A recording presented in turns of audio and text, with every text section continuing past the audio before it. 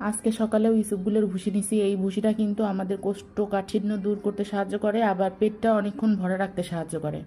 আর নিয়েছি হচ্ছে 5টা কাঠবাদাম। এই কাঠবাদামের উপকারিতা তো বলে শেষ করাই যাবে না। রাত্রে ভিজিয়ে রাখতে মনে ছিল না, তাই কি আর করবো, এমনিই খাই ফেলি। সকালে বাচ্চাদের জন্য নুডলস রান্না করে দিছি। আমি কি খাবো ভাবতে ভাবতে এখন দেখি যে এটা অনেক মজার একটা খাবার, আম দিয়ে মুড়ি খাবো। এখানেও কিন্তু অনেক ক্যালোরি আছে, কারণ আমটা অনেক মিষ্টি।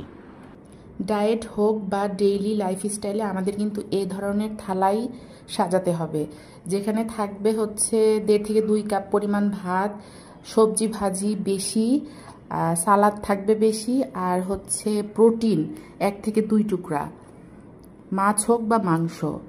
আর এখানে অবশ্যই একটা কথা আছে, দেখা গেল যে এই পরিমাণ খাবার খেয়েও আপনাদের কিন্তু ওয়েট কমবে না, কারণ এই ভাজিটাই যদি আপনি অনেক বেশি তেল দেন তাহলে কিন্তু ক্যালোরি 100-র জায়গায় 500 হয়ে যাবে।